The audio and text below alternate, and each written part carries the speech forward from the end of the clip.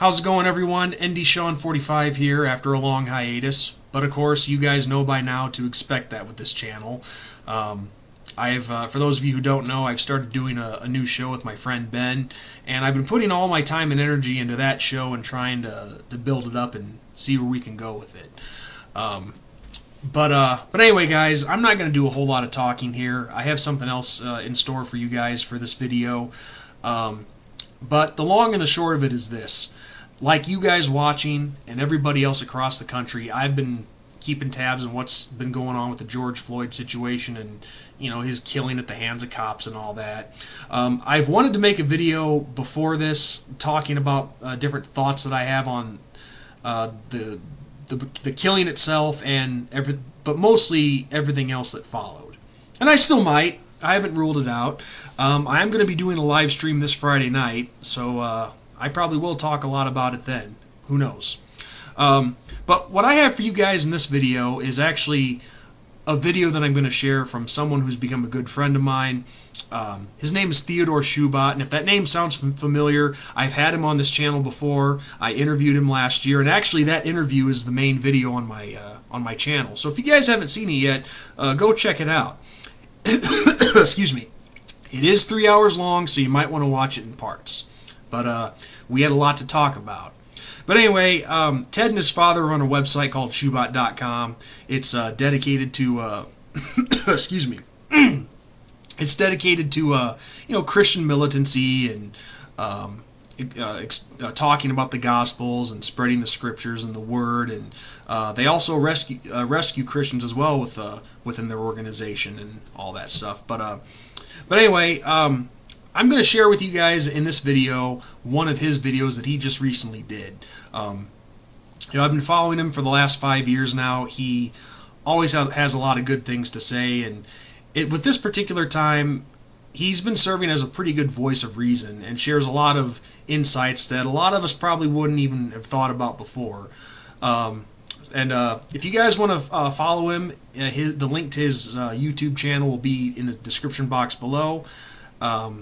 So without further ado, here's one of his recent videos, which he's come out with a lot recently, but here's one of them. So enjoy, guys. This is Theodore Shoebat. There's a social contract that we all have, that if you steal or if I steal, then the person who is the authority comes in and they fix the situation. But the person who fixes the situation is killing us. So the social contract is broken. And if the social contract is broken, why the fuck do I give a shit about burning the fucking Football Hall of Fame, about burning a fucking Target? You broke the contract when you killed us in the streets and didn't give a fuck. You broke the contract when for 400 years we played your game and built your wealth. You broke the contract when we built our wealth again on our own, our bootstraps in Tulsa, and you dropped bombs on us. When we built it in Rosewood and you came in and you slaughtered us. You broke the contract, so fuck your Target. Fuck your Hall of Fame. As far as I'm concerned, they can burn this bitch to the ground. Anti-police sentiment is quite high right now. It is actually very trendy on the internet. I've seen a lot of this on Instagram and Twitter. There is a lot of talk and comments about how all cops are bastards. In fact, there is an acronym for this, ACAB, A-C-A-B, all cops are bastards. And there is a term that is very trendy on Twitter, F the police. That's very popular. F12, that's another one. All of these are about hating the police and how the police are the problem. Cops are the problem. Police officers are racists. And there are a lot of memes about how cops are just modern day Klans members. They're just members of the KKK, so to speak. Yeah, this is, for one thing, it's extremely delusional. There's a lot of delusion in the people who talk this way. It's just a lot of inconsistencies and contradictions. All cops are bastards. Well, when you look at the statistics, there's really no support for the claims of these lunatics. In 2019,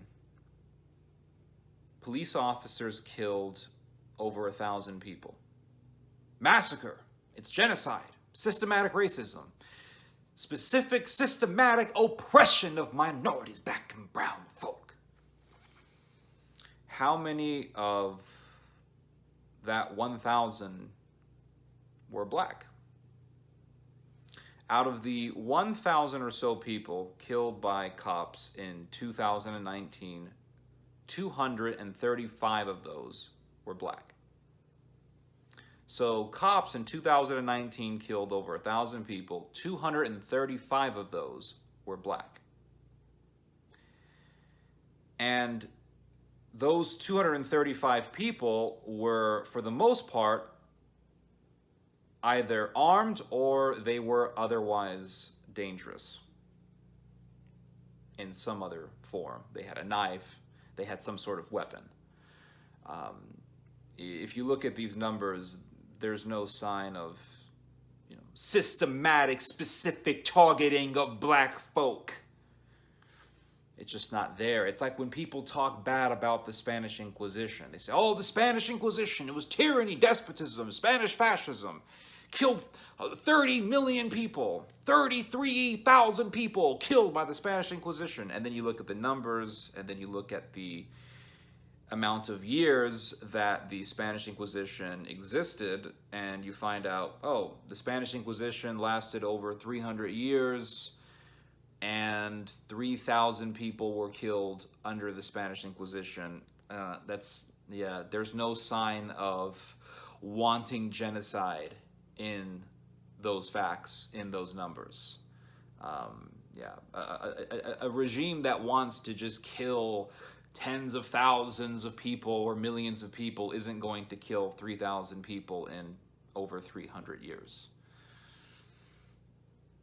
And then you look at the number of blacks killed, the number of unarmed blacks, right? Let's look at those numbers, because if the police are so racist, you would find just dead black people everywhere, just shot for no reason, out of nowhere, just killed.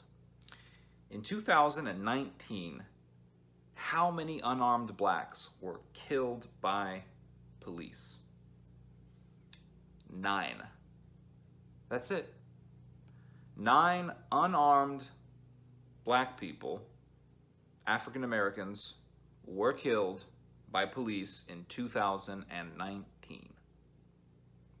How many unarmed whites were killed by cops in 2019? 19. So if you want to use those numbers to prove some sort of specific systematic oppression, specific particular targeting of all black folks, black and brown minority folks, I mean, if this is your argument, 9 unarmed people, then the alt-right, white supremacist, eugenist, social Darwinist Nazis, they also can use this sort of argumentation and say, well, the system is targeting white people. And in fact, the whole idea of modern-day governments, modern-day Western governments, specifically targeting white people, this is extremely rampant within right-wing fanatic circles. This whole idea of Western governments specifically targeting white people. So they can also take your form of argumentation and use it for their own cause. And this is one thing that makes it so dangerous, is you have this hysteria and delusion amongst the black separatist, or these are Afrocentric activists. You have these types of people on one side, and then you have the alt-right fascist on the other side, and they're both filled with delusion and hysteria. There's just so much hysteria. One side says there is a systematic system of oppression of black people, and then you have the other side saying, well, there's white genocide. And both sides are filled with delusion. It makes you wonder why people like Elijah Muhammad were working with the American Nazis. Both delusional. And then you have talk about policing our own people. We don't need no white folks coming in here with their guns and badges policing us. We can police ourselves. Don't need no white boys with the uniforms coming over here. And so there's a lot of talk on the internet from Afrocentric fanatics about how police officers should leave black neighborhoods and black neighborhoods should just police themselves. Well, if you do that, you end up with the Ferguson effect. A lot of cops left Ferguson after the riots and crime went up. It's actually terrible for the poor. It's amazing. Well, this is one thing that I've noticed studying reactionary movements, rebellious, revolutionary, anti-government movements. This is one thing I've noticed. They say that they are fighting to protect a certain people, be it blacks, be it the peasants, be it the working class, whatever. And then when they get what they want, they end up hurting the very people that they claimed to be fighting for, that they claim to have been fighting for. We saw this in the French Revolution. The rebels claimed, the Jacobins, the Enlightenment philosophers, they wanted equality for all, and they wanted to help the peasantry against the evil royalists and the evil monarchy. And the majority of the people who were killed under the French Reign of Terror were the peasants. The peasants were the ones who suffered the most. Syrian Revolution. Bashar al-Assad is an evil regime. The regime is evil, despotic tyranny. It's tyranny. And you had people who were supporting the Syrian Revolution who then switched sides to support Bashar al-Assad because they saw the terrible savagery of the rebels and of the anti-Bashar al-Assad fighters.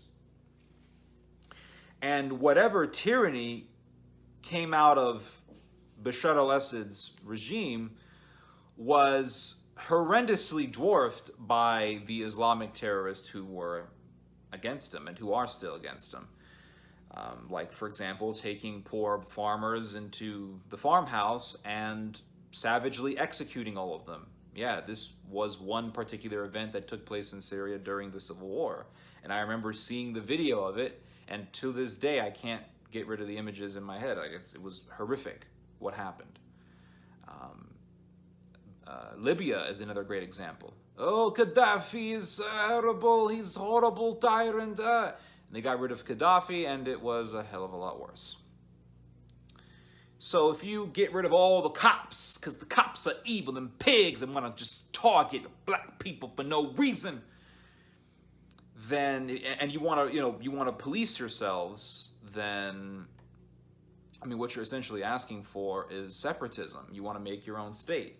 And that's not going to happen. But if it did happen, well, let's just take one argument here.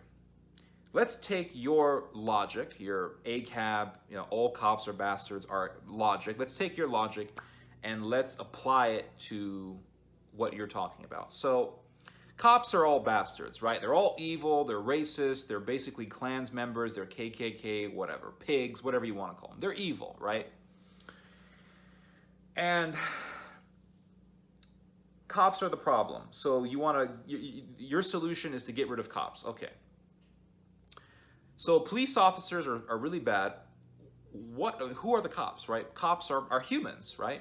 Cops are a product of their society. They're a product of our American society. So the people who commit police brutality, those people were already problematic before even entering the police force. It's like the priests who molest boys or they pray after teenagers. Those people were perverted before they even entered the priesthood. So it's not really the problem isn't really the institution of the police. The problem is people from the society. Like They are products of their society, and so whatever state the society is in, it's going to reflect in its institutions, be it the government, be it the police. So let's say you get rid of the cops because the cops are the problem, and the black people, black neighborhoods, they just police themselves. Okay.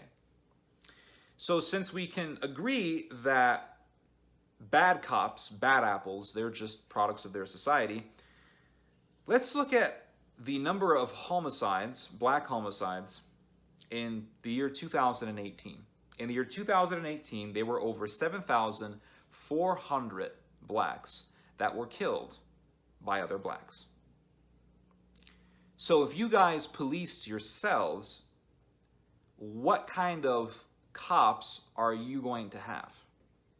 Because if bad cops are simply products of their society, and obviously the black community has a lot of problems with homicides, gang violence, what kind of cops are you guys going to have? It would be tremendously worse. And the ones who would suffer, who would be the people most devastated by this policy? Who would be the people who would suffer the most under your own corrupt cops? Your, village cop watch. It would be the poor. In fact, if you got rid of the police, I'm willing to bet that the people who would suffer the most would be the poor. Because the rich would just buy their own cops. Perfect example, South Africa. South Africa has an extremely, extremely high murder rate, one of the highest in the world. The police in South Africa are ridiculously corrupt. In fact, they say that if you call the cops, let's say your house is getting robbed in South Africa and you call the government cops will just come in and help the robbers out. That's what I heard. It really is that bad. The cops are so unreliable in South Africa and so corrupt that rich people living in South Africa, they got their own mercenaries to watch over them. They can't rely on the cops. South Africa has the biggest private security industry in the world for this reason. And who in South Africa suffers the most? It's not the rich. They got their own cops. They got their own private police. It's the poor. So the people who these Afrocentrists are claiming to be fighting for, they're claiming to be fighting for the poor.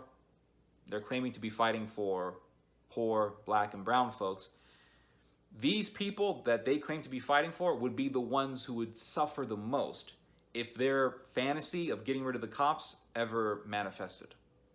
It really is an interesting paradigm. The ones that these people claim to be fighting for would be the ones who would suffer the most if these rebels ever got their way. And that's actually the case every time these types of people get their way, be it the French Revolution, be it Libya, be it Syria, be it Iraq. The Spanish Civil War is another great example. Oh, evil Franco. He's evil tyrant. He's evil. He's fascista. But then you look at all the massacres committed by those very people who were complaining about Franco. Pretty horrendous. Anyway, yeah. Just wanted to give you guys some of my thoughts on this subject. Hope you guys have learned something. Hope you guys have enjoyed this video. You guys just heard some theology. God bless.